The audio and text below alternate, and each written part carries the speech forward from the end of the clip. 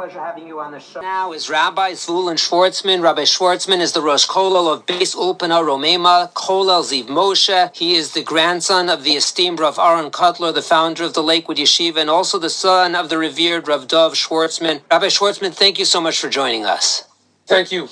It's a pleasure. So, Rabbi Schwartzman, we are talking about tznius, and a little bit less traveled. We're talking more about tznius of men than women. Despite that, I want to start off with a question that applies to women, men, maybe both. And I want to ask you your thoughts on the phrase, tznius is for women as Talmud Torah is for men. Is there accuracy in that statement, or is there not accuracy in that statement?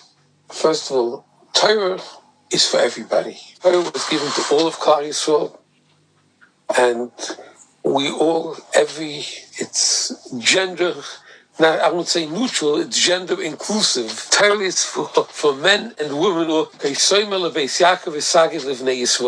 is introduction to Matan Torah. It's everyone and the lives of every Yid, every Jew, Jewess, every Hashem B'Shem Yisrael, Yechuna, is Torah. Heim Chayenu includes all of us.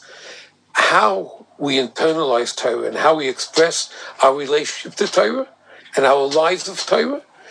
On that, there is the mitzvah of Talmud Torah. Was given to men specifically. Women's chiyuv of Talmud Torah is more focused on different aspects of their kiyum hamitzvahs, but it's not, again, Torah belongs to all of us. And tznius is also the way of life for every Yid. Hatzne leches im Hashem Elokecha, ma Hashem derish, hatzne leches im Hashem Elokecha is gender inclusive. To be tzanua, what it entails, what you have to do to be tzanua, is a result of the differences that men, you were all created with specifically Zochor and Nekeva Bara. A man is a man and a woman is a woman. And therefore, how we make things tzanua changes for men and for women, how that tznius is expressed. So what you're saying, that's more the technicalities of... That's how tznius is expressed. And obviously, the damage that's done for women and for men in a more general society by a lack of tznius by women can cause greater long-term damage in general. Even though for every person himself, his tznius is of utmost importance, and a person who doesn't have the concept of tznius and the life of tznius, his life is not im Hashem Elokecha. It's not living a life, a Jewish life, the life of a Yid, and that's equal to all. And therefore, I think the focus here should be on the meaning of tznius, and specifically the general issues of tznius that we all have to have. And maybe with some sense it's less spoken or less understood, we'll talk about the male tznius. Tznius, okay. So when it comes to a man, and tznius is oftentimes a vague concept. It's an amorphous concept. Is this something that can be clearly defined? When does it apply? How does it apply? Is it hashkafa? Is it halacha? And let's as you mentioned, let's apply that specifically to men. Tznius is not a question of hashkafa or halacha. It's a question that's all-encompassing of what it's about. And actually, let's look at the pasuk in Micha. What's good? What's good for men? Ma Hashem derish b'cha. What's Hashem demand, expect from us? Ki im asois mishpat v'avas chesed v'hatznei leches im Hashem Elokecha. Now, just like asois mishpat, you're going to ask me, is it hashkafa or halacha? Is that a person should be just, righteous, and just is what a person should be. Obviously, it's the hashkafa. And it has its halachic ramifications are endless. So too v'avas chesed. That's what person should be oyev chesed. There's halachas, there's chiyuvim, there's a mitzvah v'avtlecha kamoicha, but zeh klal godel b'Torah. That's what it's all about. Zeh klal godel b'Torah. And the third aspect is v'hatznei leches. V'hatznei leches im Hashem Elokecha. And the concept of v'hatznei leches im Hashem Elokecha, the wording could be interpreted two ways. Hatznei leches with Hashem Elokecha, or if you hasnei leches, then you could be with Hashem Elokecha. Then you're with Hashem Elokecha. So it's someone who's not a hasnei leches, who he's only whatever. I am what you see. I am what the status on the Facebook is. Excuse me. I am what the status on the Facebook. He's not a Hatzei Leches. So he exists not in Hashem Lekecha. His existence is the amount of likes he got. Who is he? The amount of likes he received. Hatzei Leches, a person whose Metzias is what's inside, what's in him, and he determines what's value and what's meaning, and that's what he is. Then he could be a Hashem. Now, we could ask the question, therefore, so what difference does it make how he dresses, how he looks, what he does? What difference does it make? I know what's inside me is good. The answer is very simple. The reason why a person would want to show off how muscular he is, how fancy his house is, how his physical strength. I mean, and I want to go on degrade how great his physical ability is. To show that off, he's trying to say, look how good look. This is me. Because if the person himself is what he understands, what he perceives, what his moral obligations are, what his relationship is, his meaningful relationship to people is, then these things are a camouflage. These things are really not expressing anything. These things just say, koichi v'oitzim. Right? That's all it's saying. So he's really saying that this is me. This is the outside. I'm an outside. I'm outside. This is what I am. And if I'm not outside, I'm nothing. And therefore, if you're not going to recognize what I am, I don't exist. So if we apply that, also it has an impact. I mean, the Chinuch says Adam nifal kifi pulosa. So the outside impacts the inside. So you're going to have beautiful panemius on the outside, but they go together. But the outside, what he means to say is, I want you to know that this you have to know about me, because I need you should know this about me. You know, if you don't notice whereas the idea of a Hatzei Leches is if I don't show off my physical ability, my worldly possessions, all the pleasures in life that I could have. So I'm saying the person that I present myself, and that's a Levush Tsanua says, the person I present myself is the person that relates, that speaks. It's interesting. In all of Tznius, the one part of the person that remains open is a person's face. With his chachmas odom toy upon him. Where I express the face, even the physical expression of the face by a person of value, the chokhmas odom, the understanding of the person shines in his face, and it includes also his actual intellectual ability, including his willingness to know his caring, his willingness, how much he can show empathy, sympathy, care. Right, that's the horus upon him. It expresses the inside of a person. That's the place. That's the place that's left open. It's very nice. So let's talk about the levush then. Let's divide up. So when it comes to levush, and we're seeing interesting styles nowadays, that if you go into certain stores, you can't even find a normal pair of pants. You need a shoehorn not to only get into shoes, but you need a shoehorn to get into pants nowadays. And it happens to be, I've been told, in certain neighborhoods in Yerushalayim, you walk by and there are yeshiva bachers that are wearing these pants. So what are the thoughts on these excessively tight pants that look more like stockings and bike clothing? And how does this, I mean, this is reflected. You're saying this is a bigger issue than just halacha. It's bigger than just a shkafa. It's both. It's more. How would we think about the current styles? Okay. Before we go further, there are serious halachic aspects about certain stuff of men wearing exceptionally tight clothing, especially wearing especially tight pants, which is not just tznius. It's a question of, like the Mishnah tells us in Nida, that a man has to not cause sensations that brings a person to thoughts that he's not allowed to have, since physical sensations, not as part of his relationships that are a kima mitzvah. His person is not allowed to bring them out, and not allowed to. Any clothing is Allah that's tight enough that just keeps rubbing on his bottom parts is also. A person should not be wearing such clothing that's tight to the point that it's that will constantly bring out sensation. But that's beyond the question of tznius itself. But obviously any time a person wears tight clothing, I mean, if a person is is a little lymph, and he has no muscles, and he's looks like a skeleton.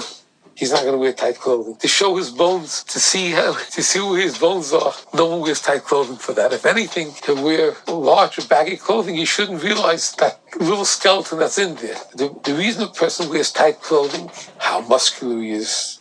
I mean, particularly a man, how muscular he is, how masculine, tight. In other words, he's trying to tell you, whereas the concept of clothing,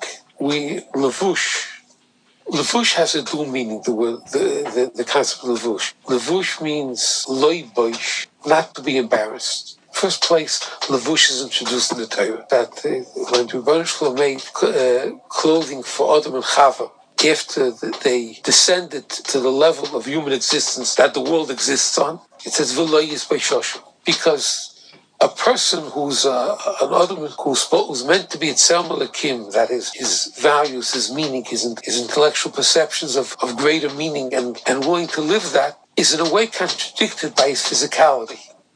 Because his physicality is is contradicted by his physicality. But the physicality of a person who's an Adam HaSholem, who was like Adam HaRishon was intended to be, his physicality expressed his humanity, his Tzuras Adam. Our physicality, the fact that it's an expression of Tzuras Adam, is something that we can never show on the outside. It's the same foot, it's the same this, it's the same that. It's the same physicality as an animal. It's just in the fact that its meaning, we do it in a different way, we use it in a different way. We express it as an expression of real relationship and of mitzvah Hashem and of the greatest level of ahavta l'reacha kamoicha, of caring. That's where it's the expression of Adam. So therefore, in order to say that so I'm saying that's a double mutz. I'm covering up lo yizbei shoshu. That I'm embarrassed by thinking of me the same as you think of all other physical creatures. That's right. But then it has a greater meaning. The Gemara explains in a lot of places that the concept of levush of a person is his midas, his character. Like it says that manim chabdusa, the levush of a person gives him respect. The real meaning of that is the person's character. The levush of a Talmud Chacham it says that no matter which way you turn his levush, it will always be correct. What it means is that the character is expressed, is what's expressed in how a person interacts with other people. You see his character, right? That's a character doesn't just mean my good or my positive or negative feelings. If I have kindness, a character of kindness, that expresses itself. So the levush is the character of a person, how it expresses itself. It's an announcement. It's an announcement. The tznius that I think I'm covering up the things that if that would be announced, you look at me as like an animal. Adam can behave. When you say a person, let's say a man who's dressed, who's well dressed. No, let's what do you say? He's sophisticated. He's a gentleman. Sometimes clothes says, this is an important person. Why do you say that? Because the clothing bring out that the man whose head sticks out of those clothing is a man who the clothing are just to bring out to show this is a man who what he says, what he thinks, and what he does is really. That's the real expression. So basically, he's dignified. He's dignified. Dignity is not a question. It's not a physicality. I will never say this is a dignified table. The table makes the person sitting behind the table dignified. Very good, very good. So let's apply that now, because we may have a little bit of a rub now that somebody has a dignified house, a very large house, dignified, beautiful house. So at what point do we say it's dignified, and at what point do we say that it is past the realm of dignity and sneers to be undignified?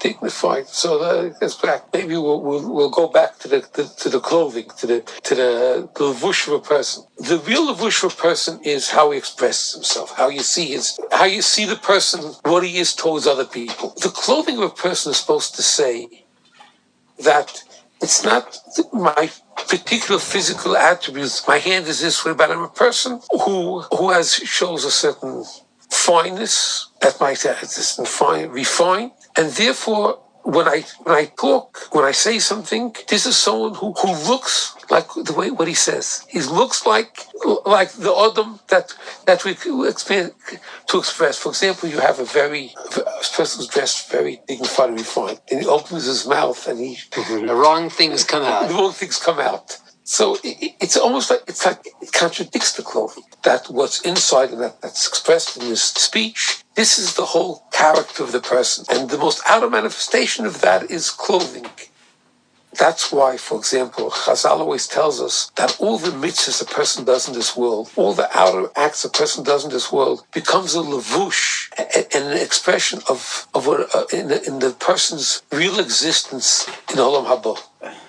Right. So if we apply that then to other externalities. You were recently in Los Angeles, so we can talk about cars, or if we talk about, I shouldn't mention cities. I'll tell you, you've been in a little city. You've been in Los Angeles that I was in, and what I saw was Gavaldic. You were in the Kola. I was in one Kola, a second Kola in Link, and people. What should I tell you? I don't know if people know yet. I happened to have been twice in what was known as Rabbi Gernsweig's White's shul. Yeah, I wasn't talking about the frum Jews. I was talking about everyone else. The cars, not us. We'll talk about them. It's always easier. Lakewood, I understand, is a little bit more difficult to talk about them because it's mostly us there. So we'll avoid, because I understand you have a little bit of a connection to Lakewood, a little bit. But how many children are living in Lakewood right now? So Baruch Hashem. So, but if we talk about clothing or houses, mansions, etc., what are the ramifications of this? By the way, there's a very interesting Shloah Kodesh that talks about people of wealth and means who live well and live in great comfort, large houses and this. He says that if you live in Chutz La'aretz, and extravagance express itself in the way what we call in America it's a statement. My house making a statement. Interesting. A house is who's making a statement is you're stating to someone else, right? It's a statement. I made a statement and I put it in my drawer. No one ever saw it. It's not a statement. I'm stating something, right? That's our announcement. It's my announcement. My announcement is this is my castle. This expression, this luxury, and this is my castle is something that a person is stating that this is my real home.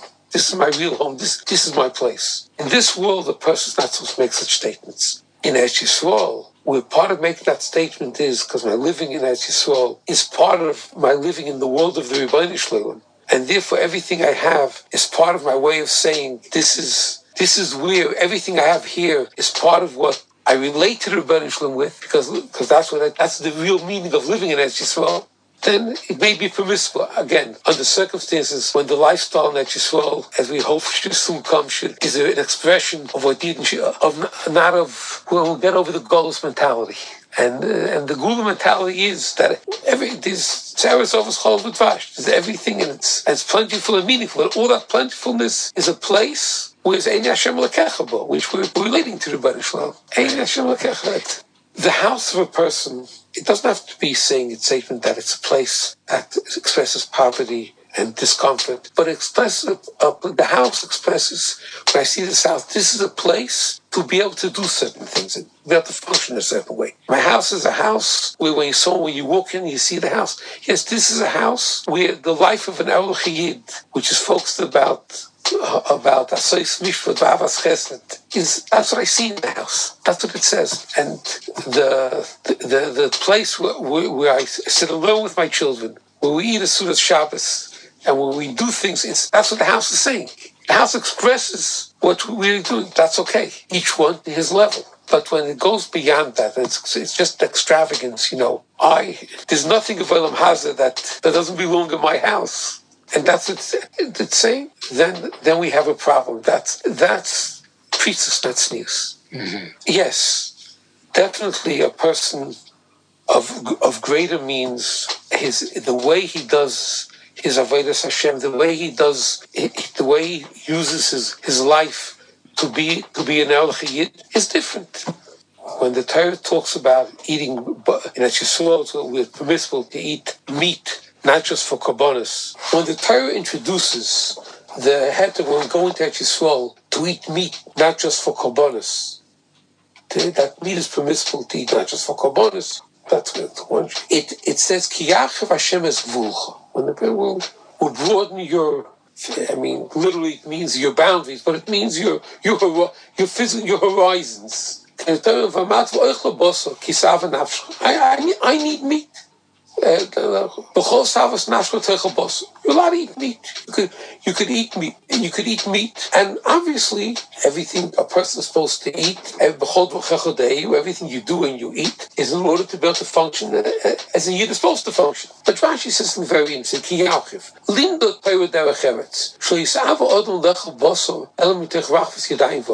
person should not have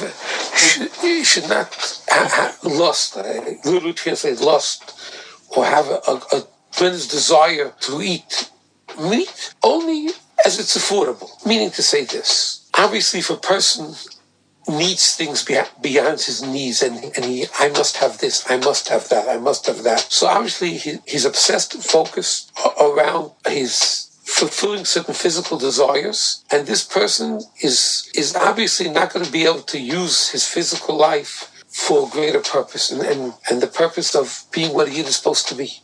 Whereas that a person could afford it. And not could afford it, it's natural and normal for him. So the Torah says you're not supposed to say no. Your chiyuv is not, no, I will eat only pas b'melech. I won't need anything else because I could do away without it. No, if this is what you need in your situation, if it's not an indulgence, and this is what you need, you're allowed to do it because you could incorporate it in your being a person and being a yid and being an Eved Hashem. So the concept is within reason then. Within reason, right. Based on right. Functionality, based on your needs, based on your practicality. Obviously, there's always madregas. There's a person who is in greater levels of kinyoni Torah, a person to build kinyoni Torah. There's a mean of histakos, but that's something that's a question of a person growing. A person grows to the point that he's a chassid, and he's chassid is not in the sense of being a chassid or his hanhagas. Right. He has a higher level, and he's a level of wanting Himeteres Hashem Chefzin. There's nothing else he wants in life. There's madregas. That's something else. But a person within reason and the reason for it has to be not because I want anyone else to see. Look how luxurious my house is. Look how luxurious my food is. Look how luxurious the clothing is. Look how luxurious the house is. Look how fancy everything is. That itself, that's what treats us in the worst sense. But that a person that when you see the person doing this is reasonable and does it in a reasonable way and not to show it off, then he could incorporate it into his asais mishpat and being a balanced person who could be the proper Eved Hashem. Oh, thank you. Rabbi Schwartzman, I want to thank you so much for joining us. It really gives us a lot to think about the practicality, needs, necessities, and maybe a little more, but not going overboard, not expanding our boundaries, gvulecha, too much. Thank you so much. Join